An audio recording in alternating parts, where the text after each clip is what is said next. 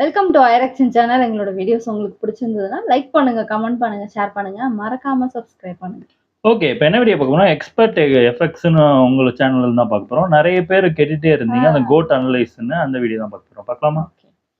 காலையில வந்து பார்த்த உடனே எங்க அந்த பேபிஸ் க்ரோ பண்ணுவாங்களோ அது இருக்கு. என்ன இருக்குன்னா கெட் அவுட் அப்படின்னு சொல்லிட்டு ரஷ்யன் இந்த எக்ஸ்பிரஷன்ல இருந்து அவங்க millions of facial expressions create பண்ணுவாங்க. 1925ல அதை கிரியேட் பண்ணிருக்காங்க. எவ்வளோ ஜீனியஸ். இதை நம்ம அப்படியே எடுத்துட்டு போய் மேல வச்சோம் அப்படின்னா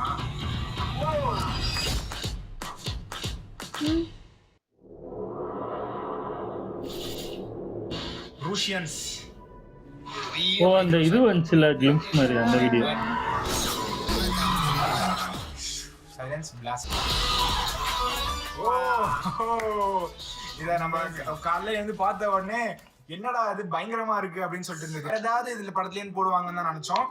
எக்ஸாக்ட்லி அந்த ஃபர்ஸ்ட் லுக்ல அவங்க என்ன போட்டிருந்தாங்களோ அதே மாதிரி பைக்கு, அதே மாதிரி இது அவங்க ஃபர்ஸ்ட் டைம் என்ன விஷுவலைஸ் பண்ணி அந்த போஸ்டர் கிரியேட் பண்ணாங்களோ அதே சீன்லயும் இருக்கு பயங்கரமா. எனக்கு எஸ்பெஷலி தளபதியோட அந்த ஓல்ட் லுக் ரொம்ப பிடிச்சிருக்கு. ஏன்னா அவர் வந்து எப்பவுமே பார்க்குற மாதிரி ஒரு திக் அந்த முஸ்டாச்சோட எல்லாம் செம்ம கூலா இருக்காரு பார்க்கறதுக்கு ரகட். ஆனா இப்ப இங்க இவரு முக்கியம் இல்ல, பக்கத்துல இருக்காரு.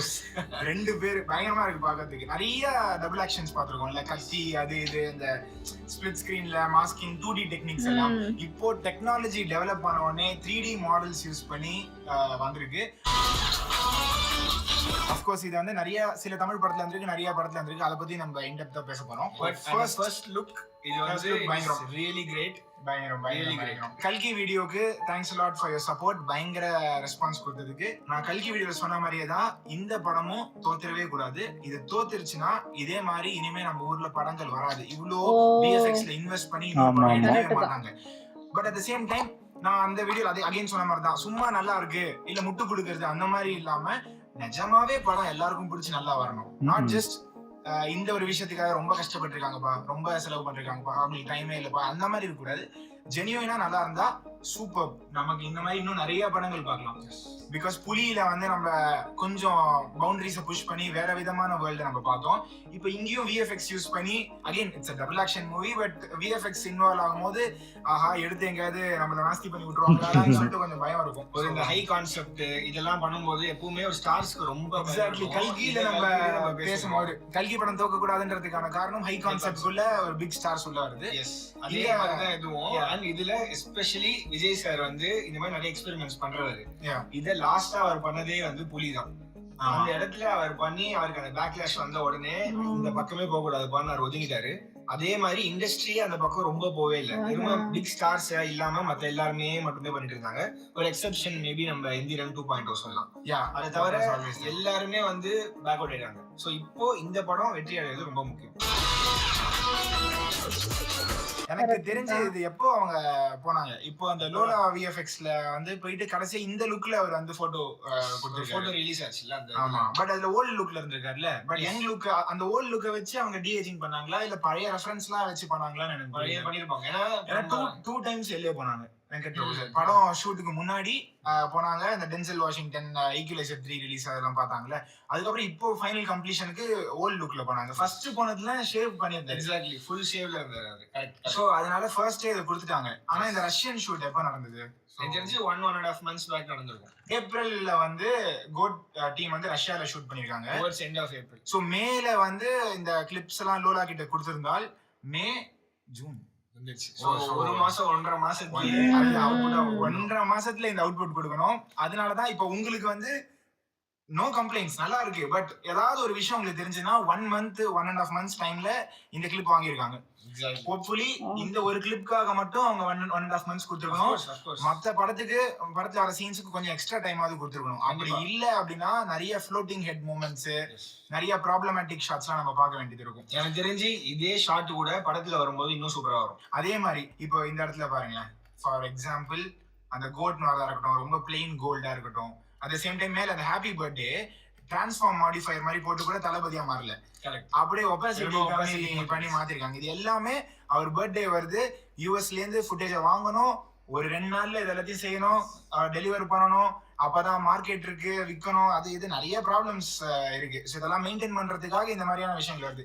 இதுதான் நம்ம வந்து ஹாலிவுட் அண்ட் இங்க இருக்கிற ப்ராப்ளம்ஸா பேசணும். 2 இடத்துலயுமே கிட்டத்தட்ட ரிலீஸ் டேட் ஃபிக்ஸ் பண்றாங்க, ஹாலிவுட்லயும் சரி இங்கேயும் சரி. ஆனா ஹாலிவுட்ல வந்து நெக்ஸ்ட் சம்மர் நெக்ஸ்ட் இயர் இல்ல அதுக்கு அடுத்து 2 இயர்ஸ்க்கு அப்புறம் ரிலீஸ் பண்றாங்க. So it's very hard to maintain the time frame. இங்க நம்மளால வந்து மேக்ஸிமம் 6 to 9 months அந்த மாதிரி கொடுத்துருப்பாங்க நம்புறேன். அது கூட எப்படி கொடுத்துருப்பாங்க தெரியல. இப்போ ரஷ்யன் ஷூட் இங்க வருதுன்னா அந்த சீக்வென்ஸ்ல வருது எல்லாமே இப்போ படத்துல அந்த ரிலீஸ்க்கு இருக்கிற டைம் தான் 4 or 5 months. இந்த கடைசியா வர சில கிளிம் ஷாட்ல சில விஷயங்கள் நோட் பண்ணலாமா? சோ நம்ம இதுல பார்த்தா இந்த படம் வந்து க்ளோனிங் நினைக்கிறேன் நான். ஏன்னா வந்து அங்க ஃப்ரண்ட் 2 சைடுல பார்த்தா அந்த இந்த இருக்கு இந்த வாட்டர் டியூப் எங்க அந்த பேபிஸ க்ரோ பண்ணுவாங்க, க்ளோன்ஸ் க்ரோ பண்ணுவாங்களோ அது இருக்கு. ஃப்ரண்ட்லயும் அவருக்கு முன்னாடி அதே மாதிரி ஒரு வாட்டர் இதுல அந்த லைக் க்ளோன் இருக்கு மாதிரி இருக்கு. அத மறைச்சிட்டாங்க. Peak of 11 billion by 2050. So population. So actual prediction படி 9 billion போகும் அப்படின்னு சொல்லிட்டு போட்டிருக்கு. சோ 11 billion அப்படின்னா க்ளோன்ஸ் வச்சு பண்ண போறாங்களா என்ன ஏது அப்படின்னு சொல்லிட்டு நமக்கு அது தெரியல. சோ இந்த விஷயத்தை பார்த்தா நம்மளுக்கு வந்து ஆக்சுவலி ஜெமினி மேன் அந்த படத்தோட இது ஆல்ரெடி நிறைய பேர் பேசிட்டு இருக்காங்க. அது மாதிரி தான் அந்த படம் இருக்கும், அந்த மாதிரி தான் இருக்கும் அப்படின்னு. பட் ஆல்மோஸ்ட் இதை பார்க்கும்போதெல்லாம் கொஞ்சம் அந்த இடத்துக்கு க்ளோஸா போற மாதிரியே இருக்கு. பட் டெஃபினெட்லி விபி சார் வந்து அந்த எலிமெண்ட் இருந்தால் கூட கதை கண்டிப்பா அந்த மாதிரிலாம் இருக்கே இருக்காதுன்னு நான் நம்புறேன். ஸோ இந்த இடத்துல ஒரு கார்ல போறாரு. ஸோ இந்த ஆக்சுவலி இந்த கார்ல போற ஷாட்ல இந்த போர்ட்ல என்ன எழுதியிருக்கு அப்படின்னு சொல்லிட்டு நான் நோட் புக்ல எழுதி, இதை ஆக்சுவலி மிரர் ஷாட். ஸோ அதை ஃபிளிப் பண்ணி அதுக்கப்புறம் நோட் புக்ல எழுதி என்னன்னு சொல்லிட்டு நான் வந்து இதுல பார்த்தேன். ஜப்பான்காரன் என்ன அந்த போர்ட்ல என்ன எழுதிருக்குன்னா கெட் அவுட் அப்படின்னு சொல்லிட்டு ரஷ்யன் வெளியில போ அப்படின்னு சயின்டிஸ்டா இருக்கலாம், ஒரு மிலிட்டரி மேன் போஸ்டர்ல தெரியுது. சோ ஏதோ ஒரு ரிசர்ச்ல இந்த மாதிரி க்ளோன்ஸ் கிரியேட் பண்றாங்க. அது நாட்டுல நிறைய ரயட்ஸ் அண்ட் அதர் விஷயங்கள் கிரியேட் பண்றதா கூட இருக்கலாம். அதுக்கப்புறம் இதுல அகைன் நம்ம பாக்குறோம். சோ இவரை கொல்றதுக்கு யாரோ ஒருத்தங்க ட்ரெயின் பண்ணப்படுறாங்க. அவருதான் மேபி தி யங்கர் வெர்ஷன். அதுக்கப்புறம் ஆஃப் கோர்ஸ் செகண்ட் ஹாஃப்ல 2 பேரும் சேர்ந்து அந்த மிஷனை இது பண்ணுவாங்க. சோ இதுல பார்த்தோம்னா இந்த யங்கர் விஜய் சாரோட லுக் இது வந்து விபி சார் வந்து ஏர்லியர் ஸ்டேஜ் ஆஃப் விஜய் சாரோட films which is the starting few films of Vijay sir. இந்த நாளைய தீர்ப்பு, அதுக்கப்புறம் செந்தூர பாண்டி மூவி கேப்டன் சார் நடிச்சிருப்பாரு. அதுக்கப்புறம் ஃபேமஸ் ஃபிலிம் ராஜாவின் பார்வையில் அஜித் சார் விஜய் சார் காம்போல நடிச்ச ஃபிலிம்ஸ். ஸோ இதுல தான் அவரோட ஜா லைன் சீக் எல்லாமே வந்து கொஞ்சம் ஒல்லியா இருக்கும். ஸோ இந்த type of age which is our அந்த டைம்ல எனக்கு தெரிஞ்ச ஒரு 20s early 20s இருப்பாரு நினைக்கிறேன் அவரோட வயசு. ஸோ அந்த ஏஜ்ல இருக்கிற விஜய் சார் தான் வந்து இப்போ கொண்டு வரணும்னு ட்ரை பண்ணிருக்காங்க. நீங்க ஆக்சுவலி பாத்தீங்கன்னா டிஏஜிங்ல வந்து எல்லாரோட இதுவும் இருக்கு. நீங்க இந்த ஃபார் எக்ஸாம்பிள் அல் பச்சினோட சைல்ட்ஹுட் அண்ட் இப்ப இருக்கிற இமேஜ் நம்ம பார்க்கலாம். ஸோ அதுல நம்ம பார்த்தா என்ன தெரியுதுன்னா வயசு ஆயிடுச்சு அப்படின்னா ஜா லைன் வந்து ரவுண்ட் ஆயிடும். அது ஒண்ணு நடக்கும். செகண்ட் விஷயம் வந்து ஐப்ரோஸ் வந்து இந்த இடத்துல கொஞ்சம் எக்ஸ்பேண்ட் ஆகி கொஞ்சம் கீழே போகும், இங்க wrinkles வரும். அண்ட் தென் மெயின்லி நோஸோட ஃபார்மே மாறும். நோஸ் வந்து வைட் ஆகும். சோ பேசிக்கலி ஹோல் ஸ்கின்னுமே கொஞ்சம் தொங்குது, ஹார்ட் அண்ட் தொங்கி இப்படி ஆகுது. சோ இதுதான் நம்ம லோலா விஎஃப்எக்ஸ் ஆனாலும் சரி அவங்களோட டீப் ஃபேக் ரிசர்ச் பேப்பர்ல போட்டிருக்கு. இந்த மெயின் இந்த 4 to 5 points பிளஸ் wrinkles அது நம்ம எல்லாருக்குமே தெரியும். இது கார்டியன் ஆஃப் கேலக்ஸி என்ன சொல்றது ரிவர்ஸ் பண்றாங்க. இங்க தொங்கினதை மேல தூக்கி ஜாவை ஸ்ட்ரைட் ஆகிறதா இருக்கட்டும், இந்த மாதிரியான விஷயங்கள் தான் டிஏஜிங் அண்ட் இந்த ரிவர்ஸ் ஏஜிங் டெக்னிக்ல பண்ணப்படுது. இந்த யங்கர் வெர்ஷன் நம்ம பார்க்கும்போது நம்ம ஹிஸ்டரியும் பார்த்துட்டா உங்களுக்கு இன்னும் பயங்கரமா புரியும். இந்த டீப் ஃபேக் இந்த டிஏஜிங் எங்கேருந்து ஆரம்பிச்சது அப்படின்னா 1925 பிளாக் அண்ட் ஒயிட் காலத்துல இருந்தே ஆரம்பிச்சிருச்சு. கார்ல் ஸ்ட்ராஸ்ன்றவர் வந்து 1925ல இந்த டெக்னிக் யூஸ் பண்ணிருக்காரு. எப்படி அப்படின்னா இந்த மாதிரி red gels and blue gel green ஜெல்லாம் இருக்கும்ல, அதை கேமரா முன்னாடி வச்சு ஐசிவிஎஃப்எக்ஸ் இன் கேமரா விஎஃப்எக்ஸ்ன்னு சொல்லுவாங்க, அதை அப்போ பண்ணிருக்காரு. இந்த டெக்னிக்கோட எக்ஸாம்பிள் நம்ம ஒன்று பார்ப்போம். இதை 1937ல அவர் பண்ண அதே டெக்னிக்கை கிரியேட் பண்ணி யூஸ் பண்ணிருக்காங்க. எப்ப பார்த்தாலும் எவ்ரி விஎஃப்எக்ஸ் ஆர்டிஸ்டுக்கு ஒரு பிரமிப்பா இருக்கும். இந்த கிழவி வந்து ஒரு விச்சா மாறுறாங்க. சூப்பரா பண்ணிருக்காங்க. அப்பவே ஏஜிங் நடக்குது, ஏஜிங் இல்லாம ஏஜிங் ஆறாங்க. இந்த காலத்துல விஎஃப்எக்ஸே கிடையாது கைஸ், எல்லாம் கேமரால பண்ணது. இது நீங்க பாஸ் பண்ணி ஃப்ரேம் பை ஃப்ரேம் போனீங்கன்னா கூட எப்படா அப்படின்னு சொல்லிட்டு மண்டே பிடிச்சிக்கலாம் போல இருக்கும். 1925 1937 நம்ம இப்பதான் டிஎஸ்எல்ஆர் வந்திருக்கு, யூடியூப் இப்போ வந்திருக்கு. ஜஸ்ட் 10 வருஷம் 15 வருஷம் முன்னாடி போனா நம்ம யூஸ் பண்ற டெக்னாலஜி எதுவுமே கிடையாது, ஸ்மார்ட் போன் கூட கிடையாது. ஆனா 1925ல அதை கிரியேட் பண்ணிருக்காங்க. எவ்வளவு ஜீனியஸ். பயங்கரம். சோ இத வந்து நம்மளும் கிரியேட் பண்ணி உங்களுக்கு புரியறதுக்காக ஒன்னு பண்ணிருக்கோம், அத பாருங்க. சோ இப்போ நம்ம கேமரா முன்னாடி இவங்க பண்ணிருக்காங்க. நெத்தியை நோட் பண்ணுங்க. இப்போ எதுவும் தெரியாது. ரெட் கலர் ஜெல் எடுத்துட்டோம் அப்படின்னா ஃபோர் ஹெட்ல குங்குமம் இருக்கிறது விசிபிளா இருக்கு. இப்போ நான் ரிவர்ஸ் பண்ணி காமிக்கிறேன் பாருங்க. இப்போ இத நம்ம black and white அதே பண்ணி கலர்னாலயா? பார்த்தோம்னா இதே தான் எக்ஸாக்ட்டா அவங்களும் 1925 Black and ஃபாலோ white. பண்ணிருக்காங்க. அந்த ஃபுட்டேஜ் பார்த்தா உங்களுக்கே தெரியும். இதுல ரெட் ஜெல் கேமரா முன்னாடி இருக்கு.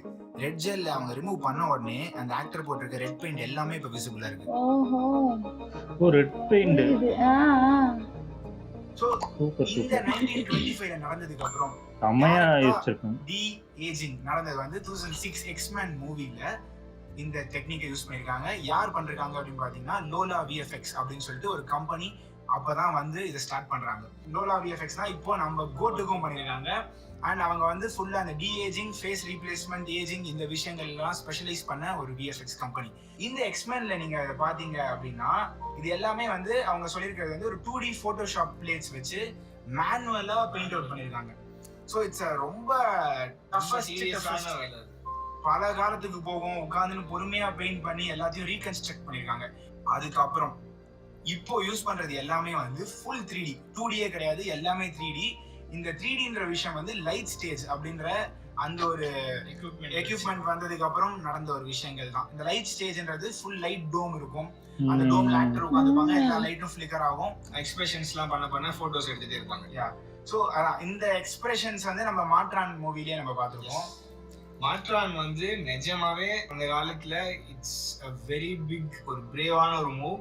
அதுக்கான ரிசல்ட்டும் வந்து ரியலி கிரேட்டா அச்சீவ் பண்ணிருக்காங்க. சோ இது ஆக்சுவலி இது பண்றதுக்கு முன்னாடி கன்சென்ட் சைன் பண்ணணும். ஏன்னா ஒன்ஸ் இதுல நீங்க உங்க 3D ஃபேஸை ஸ்கேன் பண்ணிட்டீங்கன்னா நீங்க எதுக்கு வேணா அதை யூஸ் பண்ணிக்கலாம், என்ன டேஞ்சரஸ் ஆக்டிவிட்டிக்கு வேணா யூஸ் பண்ணிக்கலாம். சோ ஆக்டர் கன்சென்ட்டோட தான் இதை செய்வாங்க. இப்ப இருக்கிற டீப் ஃபேக் அந்த மாதிரி. ஆமா, இப்போ வந்து கன்சென்ட்டே தேவையில்ல, ஆக்டரே தேவையில்ல, நம்ம ஈஸியா உட்கார்ந்து அதுல இருந்து எல்லாத்தையும் பண்ணிடலாம். சோ இதுல நீங்க பாத்தீங்கன்னா சில எக்ஸ்பிரஷன்ஸ் பண்றாங்க பாருங்க. சோ இந்த சில செட் ஆஃப் ஃபேஷியல் எக்ஸ்பிரஷன்ஸ் பண்ணுவாங்க. அதுக்கு பேர் தான் ஃபேஷியல் ஆக்ஷன் கோடிங் சிஸ்டம். இது வந்து ஒரு அனாட்டமிஸ்ட் கண்டுபிடிச்சாரு பயாலஜிக்கல் அந்த விஷயங்களுக்காக.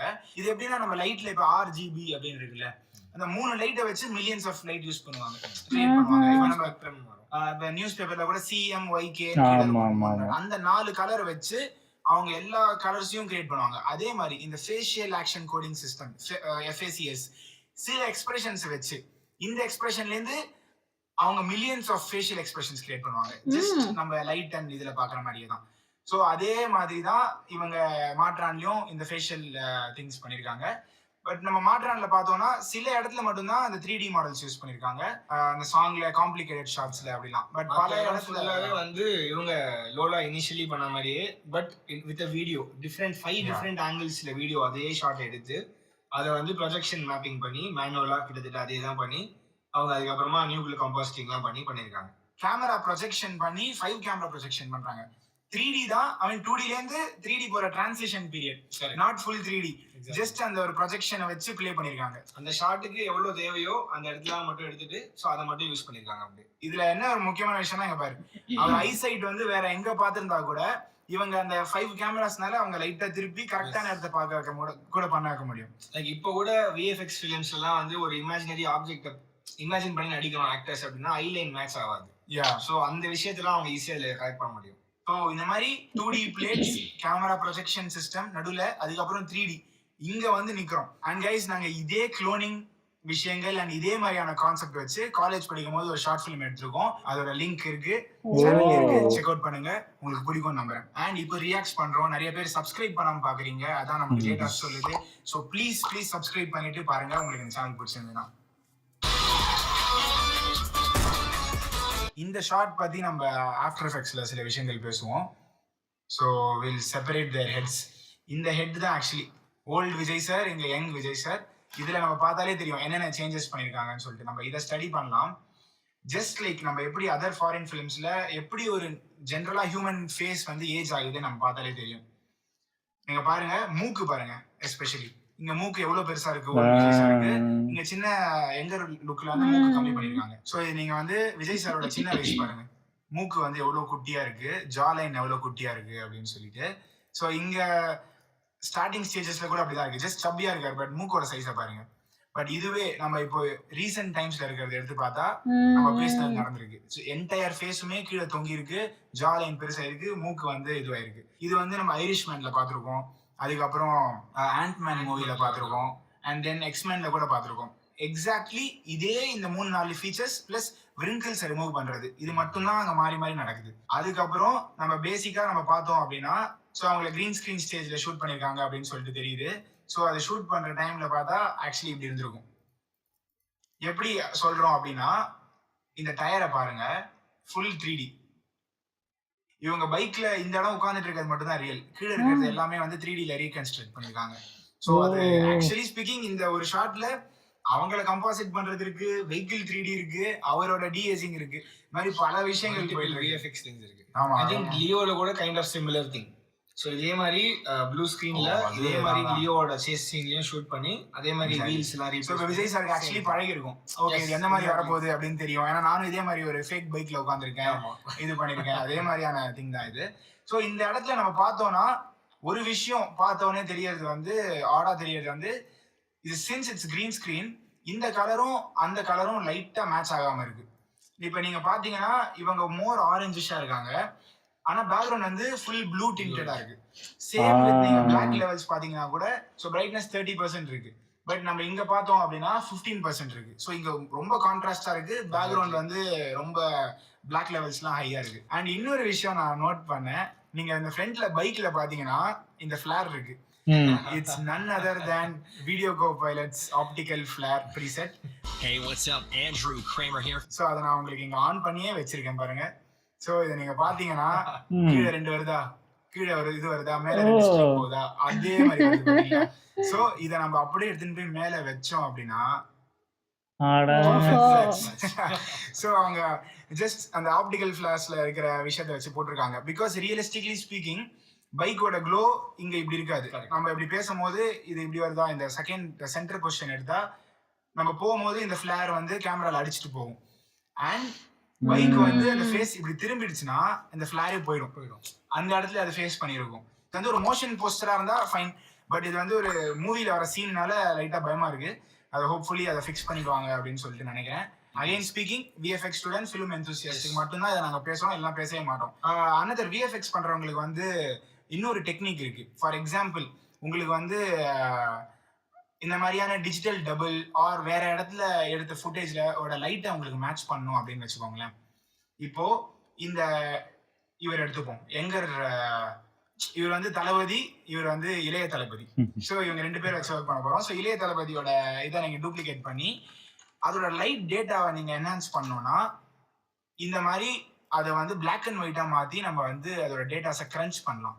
ஸோ ஃபார் எக்ஸாம்பிள் இங்க பாருங்க எப்படி கிரன்ச் பண்றேன் அப்படின்னு சொல்லிட்டு. ஸோ இப்போ நம்ம கிரன்ச் பண்ணும்போது இது வந்து அவர் மூக்குலயும் சின்லயும் இந்த இடத்துல இருக்கிற ஸ்பெக்குலர் டீடைல்ஸ் வருது. இதை நம்ம அப்படியே கொஞ்சம் இன்க்ரீஸ் பண்ணா, ஸோ பேசிக்லி ஸ்பீக்கிங் இங்கிலேருந்து தான் லைட் வருது அவர் ஃபேஸுக்கு. ஸோ இப்போ இதை நம்ம வந்து அஃப்கோர்ஸ் நம்ம வந்து பிளெண்டிங் மோட மாத்திட்டோம்னு வச்சுக்கோங்க, அவருக்கு ஃபேஸுக்கு நம்ம லைட் கொடுக்கலாம். கரெக்டா ஸ்கை எங்கேருந்து வருதோ அந்த இடத்துல இருந்தே நம்ம லைட் தர முடியும். இதை நான் வந்து டீப் ஃபேக் அயன்மேன் பண்ணும்போது சில வெப்சைட்ஸ் பார்த்து கத்துக்கிட்டேன். அது என்ன வெப்சைட் இப்போ ஞாபகம் இல்லை. ஸோ இந்த மாதிரி விஷயங்கள் நீங்க பண்ணி இப்போ ஒரு பிளர்ரை நீங்க ஆட் பண்றீங்கன்னா இருக்கட்டும், இன்னும் ஸ்மூத் லைட் ஆயிடும். இப்போ பாருங்க, yeah these are are observations quote September 5th. இதே மாதிரி இந்தியன் 2ல சங்கர் சார் அதே லோலா விஎஃப்எக்ஸ் போய் அதே எக்ல உட்காந்து அதே மாதிரி பண்ணிருக்காங்க டிஏஜிங். அங்க எப்படி வரப்போகுது அப்படின்னு சொல்லிட்டு இன்னும் 2-3 டேஸ்ல ட்ரெய்லர் ரிலீஸ் ஆக போகுதுன்னு சொல்றாங்க. உங்களுக்கு இந்தியன் 1ல வேற ஏதாவது அப்சர்வேஷன் என்னன்னு சொல்லுங்க, அதையும் நம்ம ஒரு வீடியோவா பேசிடலாம். And so see you guys in the next video. Bye bye, take care. Super, நல்லா இருந்துச்சு. பயங்கரமான ஒரு வேலையா இருக்கு. நம்ம அசால்ட்டா இது நல்லா இல்ல, இது ஒழுங்கா பண்ணலன்னு சொல்றோம். ஆனா எனக்கு தெரிஞ்சு இது அந்த விஷுவலா இந்த கிளிம்ஸ் மாதிரி விட்ட வீடியோல நம்ம குறைய சொல்ல முடியாது, நல்லாதான் இருந்துச்சு. ஆனா அந்த ஸ்பார்க் பாட்டுல தான் அந்த 1-2 இடத்துல அந்த ஃபேஸ் ரியாக்ஷன் பண்ணும்போது தான் நல்லா இல்லாம போச்சு. தவிர சைடு ஆங்கிளோ இல்ல மத்த இதோ கரெக்டா தான் இருக்கு. எனக்கு தெரிஞ்சு மேபி ஃபுல்லா ரெடி பண்ணியிருக்க மாட்டாங்க எனக்கு தோணுது. ஃபுல்லா ரெடி ஆகி வர படம் வரும்போது மேபி பெட்டரா இருக்கும்னு நினைக்கிறேன். பார்க்கலாம். எனக்கு தெரிஞ்சு கதை பார்த்துட்டோம்னா நம்ம அவங்க உருவாக்குறது அதெல்லாம் நம்ம பார்த்துட்டோம்னா மேபி நம்ம அது ஏத்துப்போம்னு அந்த நினைக்கிறேன். ஸ்டோரிக்கு ஏத்த மாதிரி அந்த கேரக்டர் இருந்துச்சுன்னா நம்மளுக்கு அது கரெக்டா கனெக்ட் ஆயிரும். நம்ம ஆமா, ஃபர்ஸ்ட் இப்போ பாக்குறதுனால அப்படி இருக்கும். இருக்கு. மேபி படம் பார்க்கும்போது மேபி மாறலாம். எனக்கு தெரிஞ்சு. ஆமா. சூப்பரா சொன்னாங்க இவங்க 2 பேரும். அத பத்தி படிச்சிருக்காங்க. படிச்சிருக்காங்க. நல்லா தெரிஞ்சு சூப்பர், சூப்பர். அந்த எடிட்டிங் நல்லாவே தெரிஞ்சிருக்கு. அந்த லைட் இந்த மூஞ்சில இன்சைடு உள்றது, அதுக்கப்புறம் அந்த வண்டியில லைட் எரியிற அந்த இதெல்லாம் பண்ணதெல்லாம் பயங்கரம். எதிர்பார்க்கல. அந்த இது நிறைய டீட்டெயிலிங்கா ஆமா, சொல்லி இது ஆமா. பண்ணாங்க. அத பத்தி நல்லா ஆமா. தெரிஞ்சிருக்கு. அதுக்கப்புறம் அந்த ஃப்ரேமை நிப்பாட்டிட்டு இது க்ளோன் தயாரிக்கிறதுன்னு ஒரு கதை வேற சொல்றாங்க.